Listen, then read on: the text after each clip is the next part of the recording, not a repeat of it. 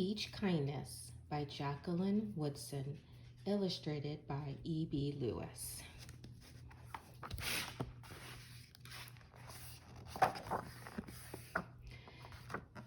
That winter, snow fell on everything, turning the world a brilliant white.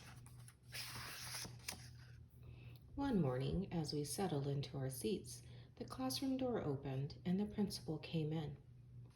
She had a girl with her, and she said to us, "This is Maya." Maya looked down at the floor. I think I heard her whisper, "Hello." We all stared at her. Her coat was open and the clothes beneath looked old and ragged. Her shoes were spring shoes, not meant for the snow. A strap on one of them had broken.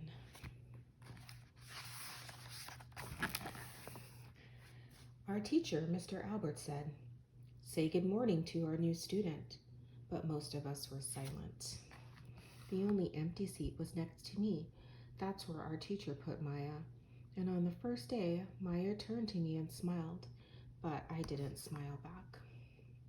I moved my chair, myself, and my books a little further away from her. When she looked my way, I turned to the window and stared out at the snow. And every day after that, when Maya came into the classroom, I looked away and didn't smile back. My best friends that year were Kendra and Sophie. At lunchtime, we walked around the schoolyard, our fingers laced together, whispering secrets in each other's ears.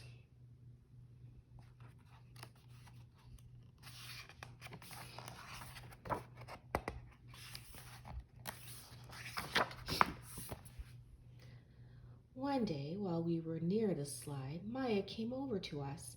She held open her hand to show us the shiny jacks and tiny red ball that she'd gotten for her birthday. "It's a high bouncer," she said, but none of us wanted to play. So Maya played a game against herself.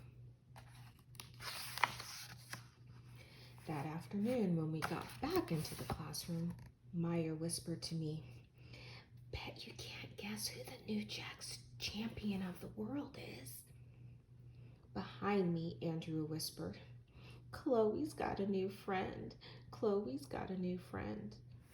"She's not my friend," I whispered back. The weeks passed. Every day we whispered about Maya, laughing at her clothes, her shoes, the strange food she brought for lunch. Some days Maya held out her hand to show us what she had brought to school: a deck of cards, pickup sticks, a small tattered doll. Whenever she asked us to play, we said no. The days grew warmer, the pond thawed, grass began growing where snow had been. One day Maya came to school wearing a pretty dress and fancy shoes, but the shoes and the dress looked like they belonged to another girl before Maya. "I have a new name for her," Kendra whispered. "Never knew. Everything she has came from a secondhand store." We all laughed. Maya stood by the fence. She was holding a jump rope but did not come over to us to ask if we wanted to play. After a while, she folded it double, rolled the ends around each other, and started jumping. She jumped around the whole school without stopping. She didn't look up once, just jumped and jumped and jumped. The next day, Maya's seat was empty. In class that morning, we were talking about kindness. Miss Albert had brought a big bowl into class and filled it with water. We all gathered around her desk and watched her drop a small stone into it. Tiny waves rippled out, away from the stone. "This is what kindness does," Miss Albert said. "Each little thing we do goes out like a ripple in the world." Then Miss Albert let us drop the stone in as we told her what kind of things we had done. Joseph held the door for his grandmother.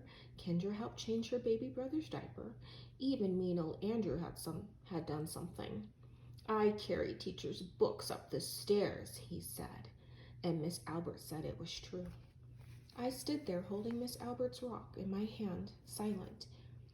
Even small things count, Miss Albert said gently, but I couldn't think of anything and passed the stone on. Maya didn't come to school the next day, or the day after that. Each morning I walked to school slowly, hoping this would be the day Maya returned and she'd look at me and smile. I promised myself this would be the day I smiled back. Each kindness, Miss Albert said, makes the whole world a little better. But Maya's seat remained empty, and one day Miss Albert announced to the class that Maya wouldn't be coming back. Her family had to move away, Miss Albert said. Then she told us to take out our notebooks. It was time for spelling.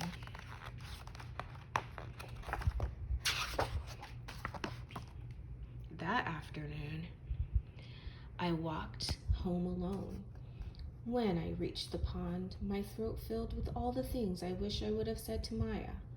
Each kindness I had never shown. I threw small stones into it over and over, watching the way the water rippled out and away, like each kindness done and not done, like every girl somewhere holding a small gift out to someone, and that someone turning away from it. I watched the water ripple as the sun set through the maples, and the chance of kindness with Maya became more and more forever gone. The end. What a beautiful book. Each Kindness by Jacqueline Woodson.